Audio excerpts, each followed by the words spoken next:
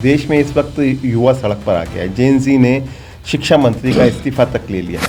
कांग्रेस की जेन जी क्या कर रही है? वो कहावत सिद्ध हो गई कि जिस ओर जवानी चलती है उस ओर जमाना चलता है। राहुल गांधी ने पीएम हाउस के सामने धरना दिया और इस पूरे युवाओं के मामले आंदोलन को टेक ओवर करना है। देखिए, मूर्ख लोगों की एक जमात है, सत्ता हथियाली है, भले ईवीएम मशीन से जिससे भी हथियाली, धर्म की आड़ लेके राजनीति का शिकार किया। जो सशक्त विपक्ष है, क्या उसे जनता की आवाज़ नहीं बनना चाहिए? जवानी को कैसे एकत्र करेगी कांग्रेस और उसको अपने वोट में तब्दील करके? हम अपनी रीति नीति के बल पे उनको आग्रह करेंगे जी, ये तानाशाह लोगों की पार्टी को अब देश से हटाइए, अब उन लोगों को लाइए जिन्होंने देश के स्वतंत्रता का इतिहास लिखा है। ये नगरीय निकाय चुनाव में युवाओं को हर पार्टी मौका देती है, तो कांग्रेस क्या ऐसे लोगों को चुनेगी जो जेन जी हैं? जो लोकल बॉडी के चुनाव हैं, ये तो नौजवानों के लिए ही है चुनाव। जी हाँ, मैं वही जो कहना कॉलेज से निकल के सामाजिक और राजनीतिक जीवन में पदार्पण करता है, बिल्कुल। ये उसी नौजवान का चुनाव है। क्या सिनेरियो बदलेगा? नौजवान और किसान इस देश की रीढ़ की हड्डी, जी, दोनों भयानक रूप से असंतुष्ट है। बीजेपी के अंदर इतना अंतर कला है कि आप सोच भी नहीं सकते हो। मैं अपने प्रदेश की बात कर लूँ, शिवराज चौहान, अमित शाह और नरेंद्र मोदी ने बोल दिया कि सिर्फ विदिशा लोकसभा देखना, मध्य प्रदेश में कहीं घूमोगे नहीं। वो स्थिति ज्योतिरादित्य सिंधिया की है। जी, ग्वालियर, गुना, शिवपुरी घूम ले भैया, जी, और कहीं आपको जाने की आवश्यकता नहीं है। तो ये हमारे कैलाश बाबू हैं, प्रहलाद पटेल है, नरेंद्र तोमर है, राकेश सिंह है, ये सब छटपटा रहे। तो अंतर कला बीजेपी में बढ़ती जा रही मोहन यादव के खिलाफ। नमस्कार, स्वागत है आपका समय 9 में। मैं हर्षद खान और आप देख रहे हैं हमारा खास कार्यक्रम। हमारे इस खास कार्यक्रम में आज हमारे साथ चर्चा करने के लिए मौजूद हैं पूर्व सांसद, पूर्व मंत्री सज्जन सिंह वर्मा जी। हम उनसे कांग्रेस की स्थिति के बारे में बात करेंगे, हमसे देश में चल रहे हालातों को लेकर बात करेंगे और ये भी बात करेंगे कि दतिया उपचुनाव में कांग्रेस की क्या स्थिति है। सज्जन में बहुत स्वागत है आपका समय 9 में। शुक्रिया भाई। फिलहाल हम बात शुरू करते हैं कि देश में इस वक्त युवा सड़क पर आ गया है। जेन जी ने शिक्षा मंत्री का इस्तीफा तक ले लिया है। कांग्रेस की जेन जी क्या कर रही है? कांग्रेस को मौका ज़रूर मिला था कि जो जेन जी है, जो बिना किसी पॉलिटिकल पार्टी का सहारा लिए मैदान में उतर आए थे, अपने आप को उन्होंने कॉकरोच साबित किया और कॉकरोच साबित करके उन्होंने शिक्षा मंत्री प्रधान का इस्तीफा ले लिया। मैं तो गर्व से इस बात को स्वीकार करता हूँ और कहता हूँ कि आज़ाद भारत में पहली बार तानाशाहों का सर झुका है और युवा तरुणाई की जीत हुई है। वो कहावत सिद्ध हो गई कि जिस ओर जवानी चलती है उस ओर जमाना चलता है। बेशक ये नौजवानों ने करके दिखा दिया। क्योंकि मैं इंदौर विश्वविद्यालय का अध्यक्ष जी, सन 1977 में रहा हूँ, तो मुझे दर्द, उनकी पीड़ा पता है। इसलिए मैं और गर्व अनुभव करता हूँ कि जिस तरीके से केंद्र की तानाशाह सरकार को उन्होंने अपनी मांगों के लिए झुकाया है, वाजिब मांगों के लिए। बात हमारी कांग्रेस की NSUI यूथ कांग्रेस विंग की है। जी, हमारे लोगों ने बिल्कुल सपोर्ट किया, जी, बिल्कुल फ्रंट में ना आके उनका सपोर्ट इसलिए किया कि वो मांगे वाजिब थी उनकी। जी, 21-22 बच्चों ने आत्महत्या कर ली। जी, नीट के एग्ज़ाम का पर्चा बार बार लीक होना, CBSE के पर्चे लीक हो जाना, तो ये इतनी वाजिब मांग थी कि युवा के साथ साथ उस युवा का पूरा परिवार जुड़ गया इस आंदोलन से। जी। तो हमारी विंग ईमानदारी से काम करती रही, मॉरल सपोर्ट देती रही और सड़क पे थी आज।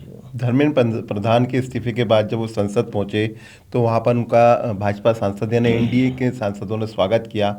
इसको लेकर भी प्रियंका गांधी और राहुल गांधी ने अपनी नाराज़गी जाहिर की और कहा कि क्या कोई बहुत बड़ा काम कर आए। कांग्रेस ऐसे मामलों में क्यों उलझना चाहती है? देखिए, बात ये है कि युवाओं के भविष्य का कत्ल करने का अपराध धर्मेंद्र प्रधान पे, शिक्षा मंत्री पे था। करोड़ों नौजवानों ने एक स्वर में जब इस देश में आवाज़ उठाई, ये आंदोलन जंतर मंतर तक सीमित नहीं था। जी। ये भारत के हर प्रदेश के कोने कोने में ये आंदोलन था। तब आपने उसे दोषी पाया, धर्मेंद्र प्रधान को, तभी तो हटाया। जी या तो ये कह दो कि दबाव में हटाया, जी। या ये मान लो कि आपने वो इस बात के अपराधी थे पेपर लीक होने के, इसलिए हटाया। और एक अपराधी का स्वागत लोकतंत्र के उस पवित्र मंदिर में जी अपराधी का स्वागत करना, ये मन को विचलित करने वाला है। और उन नौजवानों पे भी इसका विपरीत प्रभाव पड़ा जो इस आंदोलन में शरीक थे। निश्चित रूप से कॉकरोच के साथ तो युवा जुड़े हुए थे, उनके पास कोई ऐसा कोई पार्टी का बैनर नहीं था। उन्होंने पहले ही घोषणा कर दी हम पॉलिटिकल पार्टी नहीं बनाएंगे इसको। लेकिन सत्ता पक्ष ये कहीं ना कहीं ये बोलता है, इस बात को लेकर आगे आता है कि कांग्रेस इस पूरे मामले को कैश करना चाहती है, इसलिए राहुल गांधी ने पीएम हाउस के सामने धरना दिया और इस पूरे युवाओं के मामले आंदोलन को टेक ओवर करना चाहती है। देखिए, मूर्ख लोगों की एक जमात है, सत्ता हथियाली है, भले ईवीएम मशीन से जिससे भी हथियाली, धर्म की आड़ लेके राजनीति का शिकार किया, सारे हथकंडे किए। क्या एक विपक्ष जो सशक्त विपक्ष है, क्या उसे जनता की आवाज़ नहीं बनना चाहिए? बिल्कुल। देश के करोड़ों नौजवान जब सड़क पे हैं तो उनकी आवाज़ में अपनी आवाज़ नहीं मिलाना चाहिए? विपक्ष किस काम का? यदि विपक्ष चुप बैठ जाओ। नहीं, पर राहुल जी तो बोलते हैं कि हमें बोलने नहीं दिया जाता है। डेफिनेटली आज ही उदाहरण, आज उस बिल पे बहस थी, अनफेयर मीन वाले जी लोकसभा में बहस थी, राहुल गांधी जी बोलने खड़े हुए, पूरे सत्ताधारी लोगों ने 100 बार इंटरप्ट किया। किरण रिजिजू हर 1 मिनट में खड़े हो जाते थे, उन्हें उन नौजवानों का पक्ष ढंग से रखने का मौका ही नहीं दिया।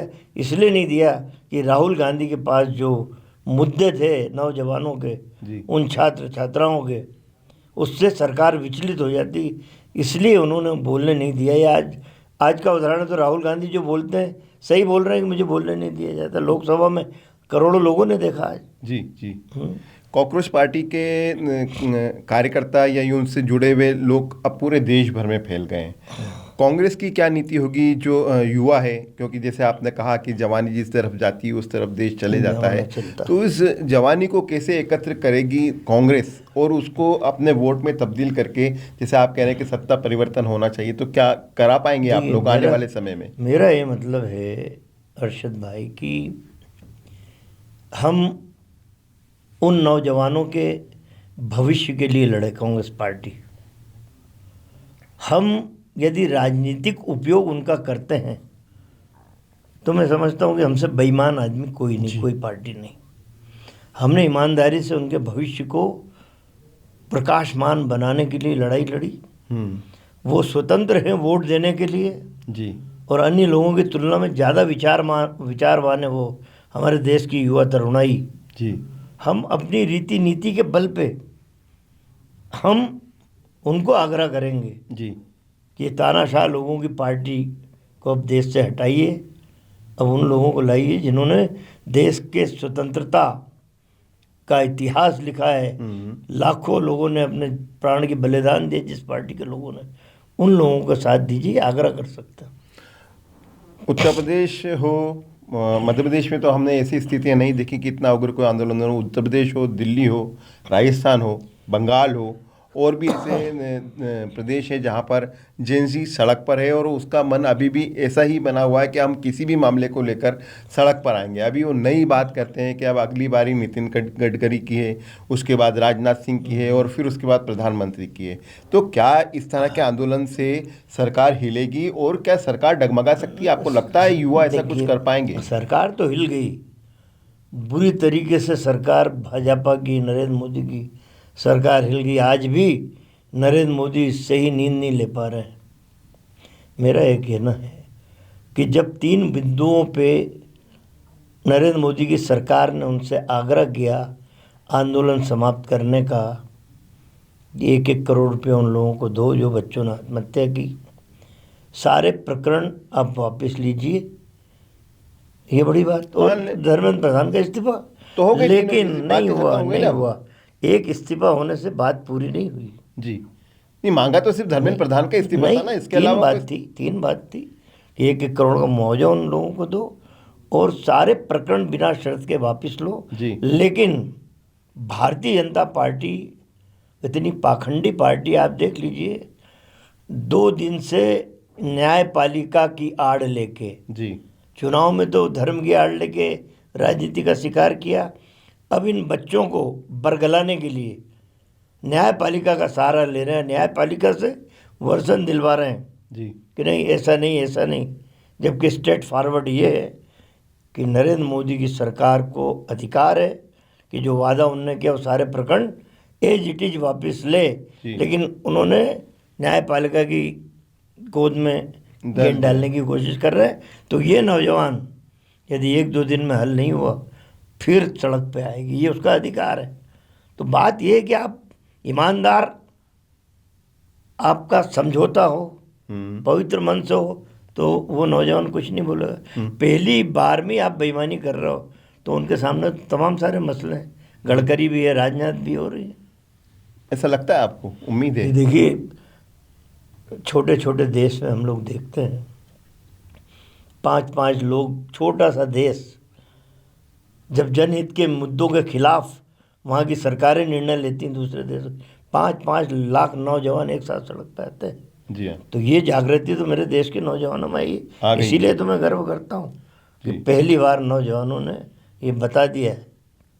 अभी रिसेंट चुनाव की बात करें तो आने वाले समय में उत्तर प्रदेश के चुनाव हैं, ये मुद्दा जब तक गरमाया रहेगा या जब तक कि इसको ख़त्म कर दिया जाएगा? नहीं, देखिए, न गरमाने की बात है ना ख़त्म करने की बात है। जिन लोगों के हितों पे कुठाराघात हुआ है, सरकार ने जिन नौजवानों के साथ बेईमानी की है, यदि उनके भविष्य को ईमानदारी से संवारने का निर्णय सरकार लेगी तो कोई बेवकूफ़ थोड़ी है मेरा नौजवान, क्यों आंदोलन करेगा।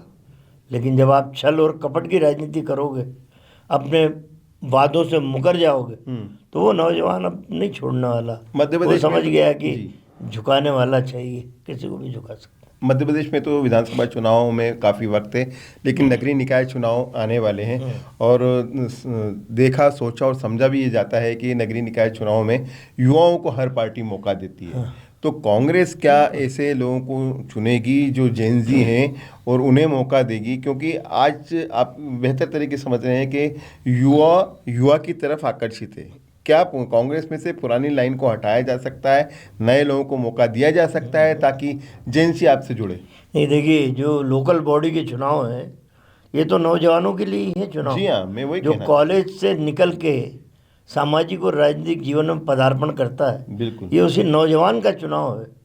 पुराने लोगों को हटाने का कोई ऐसा मकसद नहीं है।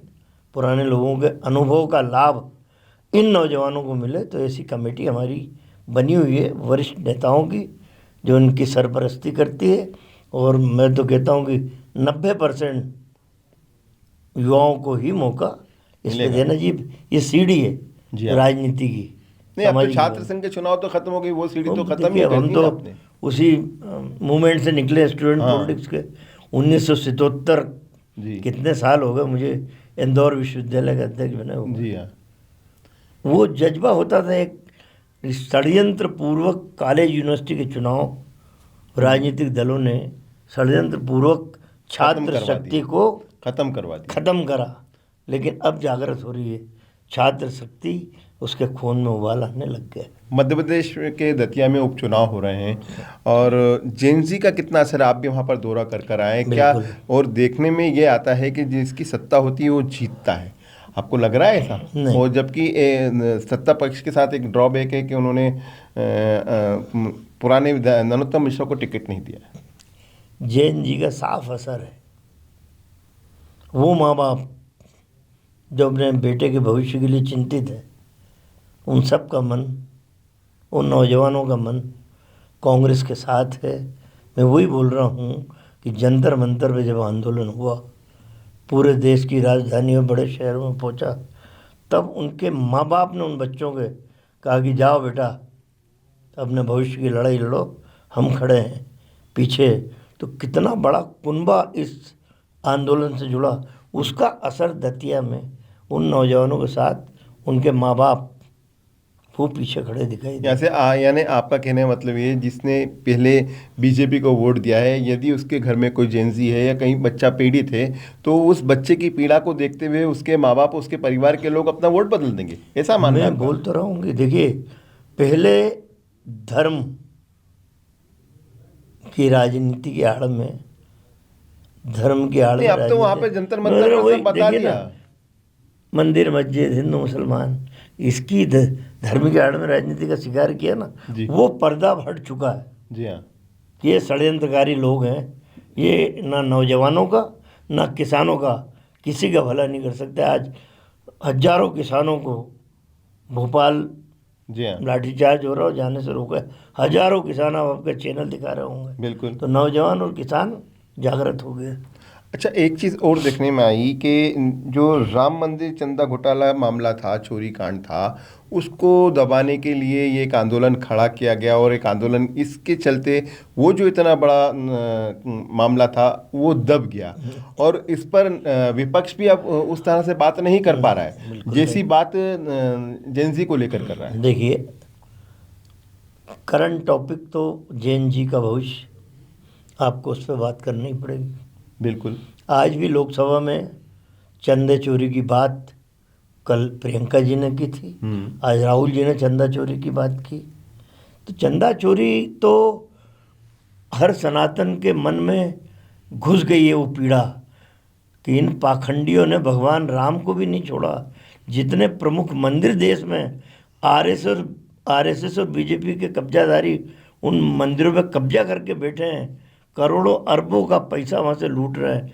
एक गरीब आदमी अपने परिश्रम की, भले 10 रुपया, यदि अयोध्या दर्शन करने जाता है भगवान के, अच्छा, 10 रुपये डालते। डालता है अपने परिश्रम का पैसा, इसलिए डालता है कि मेरे भगवान श्री राम की जो लोग यहाँ साफ सफाई करते हैं, जो पूजा अर्चना करते हैं, इनका परिवार इस पैसे से पले। पर उन्हें क्या पता कि आरएसएस और बीजेपी के डकैत यहाँ डाका डालने के लिए बैठे हैं। देखिए चंदा कितना कम हो गया, जी हाँ। कितना कम हो गया चढ़ावा, आप देख हाँ, लीजिए। एक वो फिगर जो था वो फिगर नहीं आ पा रहा, लेकिन बीच में कुछ आंकड़े आए थे कि बराबर है, जितना आ रहा था उतना बिल्कुल ही आ रहा गलत, 20% रह गया। आप जब चुरा रहे थे, मान लो 1 करोड़ रुपया रोज चंदा आ रहा है, आप 80 लाख उसमें से निकाल के 20 लाख बता रहे हो, अच्छा, तो वही आ अब वो रहा है। 20 लाख आ रहा है, जी तो आप करो बराबर आ रहा है। जी। ये आपको क्या लगता है इस पूरे मामले में केंद्र और उत्तर प्रदेश की सरकार कुछ ऐसा ठोस कदम और उठा पाएगी? क्योंकि नहीं, बहुत सारे, और ये भी कहा जाता है इस्तीफा लेती नहीं बीजेपी, पहली मर्तबा ऐसा हुआ किसी केंद्रीय मंत्री का इस्तीफा बिल्कुल। हुआ। राजनाथ सिंह ने कहा था आंदोलन के 5 दिन पहले जब इस्तीफा हुआ कि बीजेपी कभी इस्तीफा नहीं लेती। वो समझ में आ गई कि नरेंद्र मोदी की नींद हराम हो गई थी, आज भी सो नहीं पा रहा है। जी बात मंदिर मस्जिद की है, चंदा चोरी की है, नौजवानों के भविष्य की है। ये सारी बातें इस समय हिंदुस्तान की फिजाओं में घूम रही हैं, हर एक के मन से टकरा रही हैं, हर एक के कानों में बिल्कुल घुस रही हैं। आप सांसद रहे, आपने संसद की जो वहाँ की व्यवस्था रहती है उसको अच्छे से समझा है, देखा है। जिस तरह से विपक्ष अपने आप को बहुत कमज़ोर सा समझता है कि हमें बोलने नहीं दिया जाता है, सिर्फ राहुल गांधी और प्रियंका गांधी को छोड़ दिया जाता है, और कोई ऐसा कांग्रेस का नेता वहाँ पर बोल भी नहीं पाता, और सुनना भी लोग नहीं चाहते हैं। क्या वजह है, विपक्ष को बोलने क्यों नहीं दिया जाता है? क्या इसके अलावा और कोई रास्ता नहीं बचा आपके पास कि नहीं, किसी और देखिए, प्लेटफॉर्म पर जाकर अपनी बात कह सके? राज्यसभा में मल्लिकार्जुन खड़गे हमारे नेता है विपक्ष के, ज़बरदस्त तरीके से जब उनका स्पीच होता है, लोकसभा में प्रियंका जी, राहुल जी और तमाम हमारे गोगई ने जिस तरीके से कल शुरुआत करी चर्चा की जैन जी के इस बिल पे, ऐतिहासिक कई तथ्य उन्होंने रखे। राहुल जी को इसलिए नहीं बोलने दिया जाता है कि राहुल जी नरेंद्र मोदी की आंखों में खटकते हैं, आरएसएस बीजेपी की आंखों में खटकते हैं। जी क्योंकि राहुल जी जो बोलते हैं तथ्यात्मक बोलते हैं, विद प्रूफ बोलते हैं। तो ये उनको लगता है कि ये पता नहीं कितनी परतें अभी खोलेंगे। अभी मैं डिबेट सुन रहा था, भाषण सुन रहा था लोकसभा में, राहुल गांधी बोल रहे थे, उन्होंने कहा गोली चली किसने ऑर्डर दिया? जी, इस पर स्थगन हो गया ना। हैं? इसके बाद तो हंगामा हो गया, स्थगन हो सुनो गया ना, था। आप सुनिए। उन्होंने गृह मंत्री से वक्तव्य दिलवाई, गृह मंत्री गायब, प्रधानमंत्री गायब, जी दोनों इम्पोर्टेंट पद के बैठे हुए व्यक्ति इस महत्वपूर्ण बिल पे गायब। जी बात यह है कि एक उनका कहना था किरण रिजिजू का कि आप गलत बोल रहे हैं, गृह मंत्री ने ऑर्डर नहीं दिया। तो गृह मंत्री सो रहा था क्या? किस अधिकारी ने दिया? जी। ये तो तुम्हारी विभाग में चल नहीं रही है, तुमसे बिना पूछे गोली चालन हो रहा है। अधिकारी तो चला बोले गया। गोली चली नहीं। अरे बिहार में सरेआम गोली चली, लोग पड़े हुए हैं, यहाँ तमाम सारी गन चलाई गई हैं, जी हाँ। पेलेट गन क्या नाम है उसका। जी हाँ। तो राहुल गांधी ने जब तथ्यात्मक बात की तो बोलने से रोक दिया, हंगामा करना चालू कर दिया। तो बोलने नहीं दिया जाता है ना, कमज़ोर नहीं है विपक्ष। जी अब एक तानाशाह लोगों की पार्टी सरकार यदि वो श्रृंखलता करेगी तो आप सुनोगे ही नहीं तो किसको बोलेंगे? जी। कांग्रेस के अलावा और कौन कौन से ऐसे दल हैं जो इस मुद्दे को और केश करना चाहते हैं? आपको ऐसा लगता है कि कोई केश कर जाएगा इसको और नहीं, मेरा कांग्रेस पीछे तो खड़ी इसमें रहेगी? विरोध है इस प्रश्न पे। केश करने की बात ही नहीं है। नौजवानों के जनहित के मुद्दे पे यदि विपक्ष अपनी बात करता है तो ये विपक्ष का अधिकार है कि सरकार की आंखें खोले, उसकी नींद हराम करे, कि नौजवानों के लिए सही फैसला लीजिए। वही काम कांग्रेस ने किया, वही समाजवादी पार्टी ने किया। तमाम सारे दल ऐसे हैं जो विपक्ष में बैठे, उन सब ने बहुत ईमानदारी के साथ ये बात है कि राहुल गांधी ने अगुवाई की, क्योंकि हम सबसे बड़े दल हैं, नेता प्रतिपक्ष हैं लोकसभा में, तो उनकी बात में वजन अलग है। मेरा अंतिम सवाल, क्या सिनेरियो चेंज होगा आने वाले वक्त में? जिस जिससे वक्त बीतेगा, राम मंदिर वाला मुद्दा हो गया, आंदोलन जेनजी का हो गया, और भी कई सारे मुद्दे जिनको लेकर आप लोकसभा में और राज्यसभा में अपने सवाल खड़े करते हैं, क्या सिनेरियो बदलेगा? सिनेरियो बदल रहा है, काफ़ी हद तक बदल गया है सिनेरियो। नौजवान और किसान इस देश की रीढ़ की हड्डी, जी दोनों भयानक रूप से असंतुष्ट है अपनी मांगों के लिए। कल नौजवान सड़क पे था, फिर भी आ सकता है तो उसकी मांग नहीं मानी। आज किसान मध्य प्रदेश से लेकर पूरे देश में सड़क पे है। ये दो बातें। तीसरी बात, बीजेपी के अंदर इतना अंतर कला है कि आप सोच भी नहीं सकते हो। मैं अपने प्रदेश की बात कर लूँ, शिवराज चौहान, जी हाँ। अमित शाह और नरेंद्र मोदी ने बोल दिया कि सिर्फ विदिशा लोकसभा देखना, मध्य प्रदेश में कहीं घूमोगे नहीं। हाँ, नजर नहीं आ रहा है अभी वो। कहीं नज़र नहीं आ रहा है। अभी इंदौर आए थे, ब्रिक्स सम्मेलन था जी उन्हीं के विभाग का, वो स्थिति ज्योतिरादित्य सिंधिया की है। जी ग्वालियर, गुना, शिवपुरी घूम लो भैया, जी और कहीं आपको जाने की आवश्यकता नहीं है। तो ये हमारे कैलाश बाबू हैं और पटेल हमारे, हाँ, प्रहलाद पटेल है, नरेंद्र तोमर है, राकेश सिंह है, ये सब छटपटा रहे। तो अंतर कला बीजेपी में बढ़ती जा रही मोहन यादव के खिलाफ। जी। तो सिनेरियो तो मध्य प्रदेश में ही बदल रहा है, देश में भी बदल रहा है। आपने एक मेरे इंटरव्यू में कहा था लोकसभा चुनाव के पहले कि ईवीएम को हैक कर लिया जाता है और इजराइल से उससे हैक करवाया जाता है। तो इस पूरे आंदोलन में युवाओं ने ईवीएम की तरफ ध्यान नहीं दिया। कांग्रेस ने ज़रूर इसको लेकर मुद्दा बनाया है कई मरतबा। क्या लगता है आपको भविष्य में बैलेट से चुनाव हो पाएंगे? कि चुनाव अभी दूर है। अभी तो उन नौजवानों के भविष्य की चिंता थी कि मात्र एक लक्ष्य लेके इन कर्णधारों का भविष्य प्रकाशमान बनाया जाए, और वो सरकार जो नौजवानों के कंधे पर रख के बंदूक चलाती थी, उस सरकार को कटघरे में खड़ा करके नौजवानों के माध्यम से उस सरकार को झुकाया जाए। तो अभी एक ही टारगेट था कि नौजवानों के हितों की रक्षा हो। चुनाव दूर है, ये सारे मसले फिर आपके सामने आएंगे, ईवीएम से लेकर दूसरे। बहुत बहुत शुक्रिया हमसे बात करने के लिए। हमसे चर्चा कर रहे थे पूर्व सांसद, पूर्व मंत्री सज्जन सिंह वर्मा जी, जिन्होंने बताया कि जेन जी क्या नहीं कर सकता है। अगर वो चाहे तो सत्ता भी पलट सकता है। सिनेरियो देश ही नहीं, मध्य प्रदेश में भी चेंज हो रहा है। आने वाला समय ज़रूर बताएगा कि जेन जी क्या कर सकते हैं। हमारे खास कार्यक्रम में फिलहाल इतना ही। ताज़ा तरीन खबरों के लिए देखते रहिए समय नाउ। धन्यवाद। प्योर श्योर दूध और घी, माँ के प्यार सा, मिलावट से दूर, भरोसे से भरपूर, प्योर भी श्योर भी।